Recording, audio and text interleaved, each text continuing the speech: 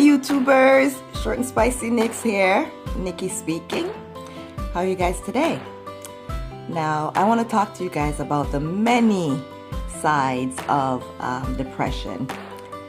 Now I have about 10 in mind. If you think of any and would like to enlighten me, you could leave your comment in the comment section. And don't forget to like and subscribe to this channel so you can see what your girl is up to. Now, the first one I could think about is going from 0 to 100. Emotions in my feelings. Trust me, I could tell you so many stories about that one. One in particular yesterday. An individual sent me a message, Facebook Messenger, saying, "Who the F are you?" And I was like, what? I looked at the message and I'm like, oh, I remember you. I sent you a message like 2 to 3 months ago. Several months later. Girl, I'm over that now. I'm past that. Like, what? But I was trying to say, explain to the person that, you did this at this time. You said this, you wanted to tear down my page. You were on an individual's live, and I commented and let the individual know that no one is gonna support them because I was a supporter at once, and they tried to put me up and disgrace me, just by me simply saying something to them, and they didn't agree with it. I said they did something and they fully denied it, that no, I didn't do that. So they got upset at me and started yelling, and then went ahead and blocked me. So I'm like, this person was letting you know, or letting his audience know, go over to this person's page, which was me, and let them know how we roll over here. So I had jumped off, and when she said, "Don't worry, boss, I'm on it." So I was like, who is this girl? You're on what? You don't even know who I am, but you're gonna go and try to destroy my page just because this one person that you're following says to do so? So I was very upset at that moment, and I ran over to her messenger and I left her a filthy message. I tore into her skin. So I don't know if she just got the message, and but I just received her response like 2-3 months after. So I'm like, girl, over that. She began to say, so all of a sudden now you're a God-fearing person and blah blah blah, but before I was this, that, and the other. I'm like, oopsie. Okay, babe, no worries. I'm not a threat to you. Like I said, I was in a very bad place then, and yeah, but don't forget what you did. She didn't want to acknowledge, her actions. Like normally, people don't really want to acknowledge what they do to you. They just want to acknowledge your reaction. You know what I mean? So, and like I said, I could go from 0 to 100. So I could be there, and then I'm like, what? Like in Jamaica, they would say, you lick a chip. Yeah, she lick a chip at that moment, and I just went off on her. So that's that for 0 to 100.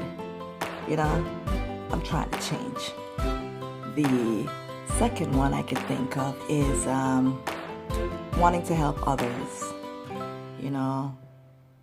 Going through the emotions and everything, and the way it makes you feel. And depression, you feel drained at times, tired, a lot of emotions, a lot of thoughts going through your mind, your past, what you're currently going through, and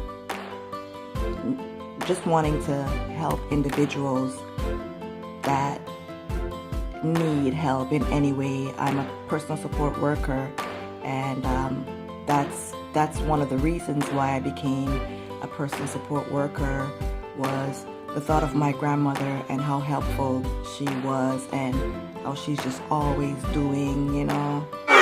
She's 87 right now, and I learned so much from her, along with others in my family, my aunts, and, you know, other individuals that are always helping others, you know. And I don't want anyone to feel the way I feel sometimes, and it makes you have a sense of gratitude, and, you know, also it makes you feel better, or it makes me feel better when I help someone, and just seeing the gratitude they have, and how much it helped them in the situation that they were in. Sometimes you're not able to, but, you know, you'll try anyways. Wanting to ask for help, that's the third one. Wanting to ask someone for help. I'll let you know about a situation where I felt like I couldn't do what I wanted to do on my own, because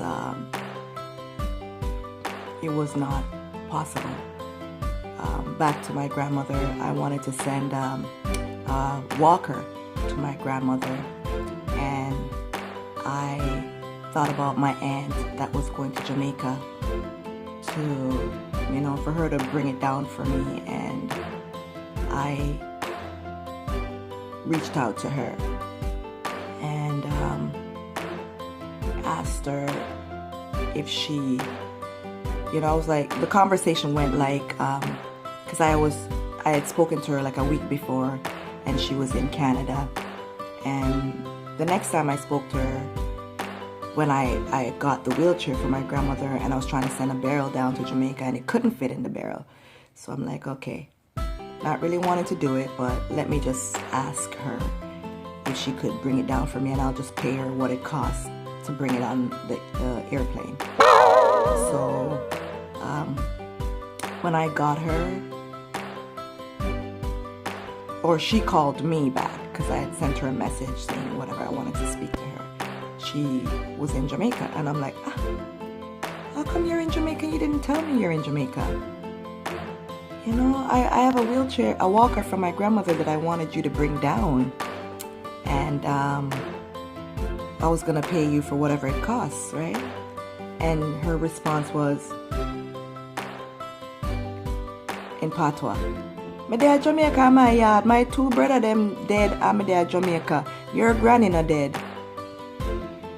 So that's gonna touch on to my 0 to 100.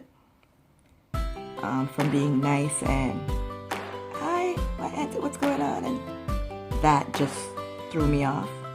I hung the phone up real fast, and I called her back, and not called her, I sent her a voice note, and I ripped into her, called her a lot of names, because that really hurt my spirit. And the fact that you're gonna put that type of energy onto me and speak that ill about somebody that I love so dearly and keep so close to my heart, that really threw me off. So, you know, sometimes we're in some situations and we feel like we do need to reach out and ask for help. So that was one incident to talk about that. Which brings me to number 4, feeling guilty. Guilty about asking for the help in the first place. Because sometimes you ask for help, and you do receive help, and those same individuals, if you do have a falling out with them and curse them out like I would do, Jesus is Lord! they would say how ungrateful you are. And they have a saying, sorry for Magadog turn around and bite you. I've heard that saying with regards to me before, and it makes you regret ever asking anyone for help because of what they have to say after helping you. Number 5, distancing yourself from individuals. When you suffer from depression and you think about what others are thinking about you and how you react to certain things, when you're not in a good state, you tend to try to stay to yourself and not be around people because you know that you can go from 0 to 100. Number 6, not caring about an individual's feelings at that moment.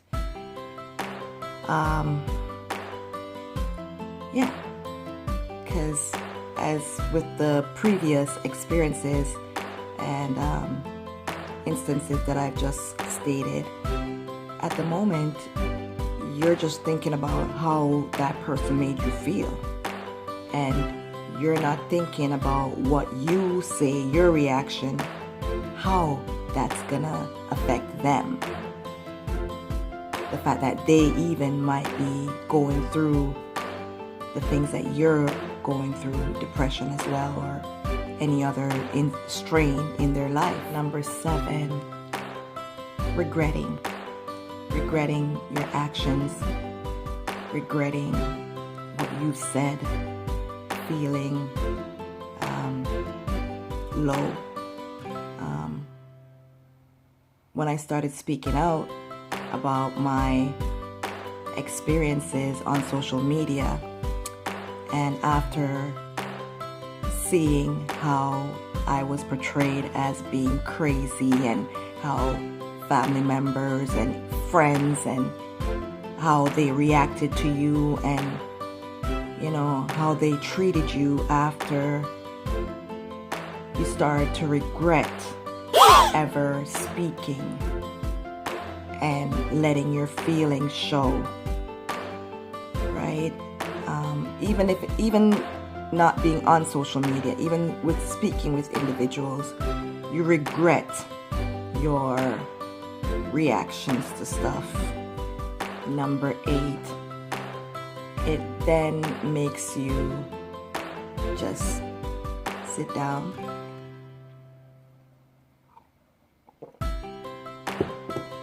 stay calm, and just watch. You just sit down and watch, and you try not to speak about what you're seeing. You just take it all in. And my experience, you try to figure out a way how to deal with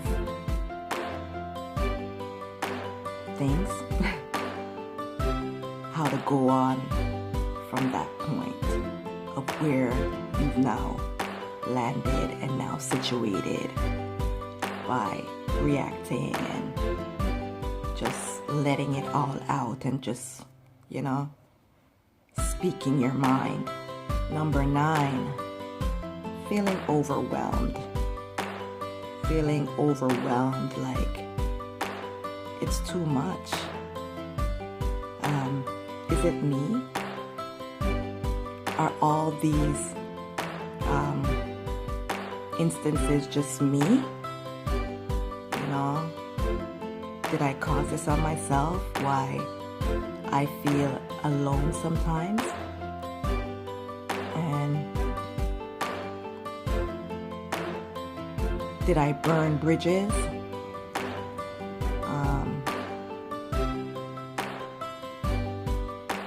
Is it all just me?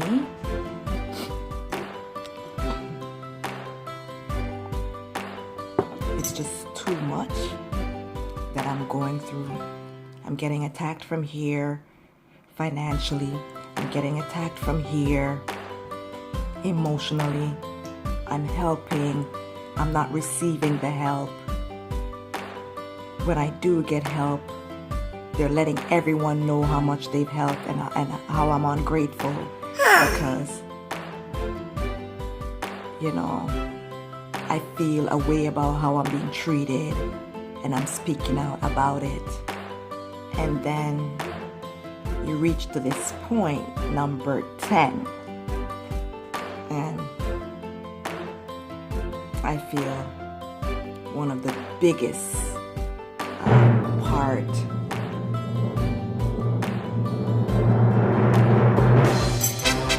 inside to depression, just wanting to do it by yourself. Do it for yourself. Not asking anyone for anything. Just getting up and just doing it for yourself. And that is my 10 sides of depression that I've experienced. I'm not sure if it's just because of me suffering from depression, why these would fall under my umbrella of, you know, sides of depression, but I'm just speaking on my experience. And let me know if you are a person who does not suffer from depression, you know, and just go through these yourself, because I don't know what it is like not to have depression. I've gone through a lot of things in my life, and this is just how I've noticed myself. So, yeah, let me know in the comment section if you've experienced these feelings and these sides of depression, or if you have any to add to my list. Thank you for listening. Continue to watch, like and share, and comment. Don't forget to subscribe.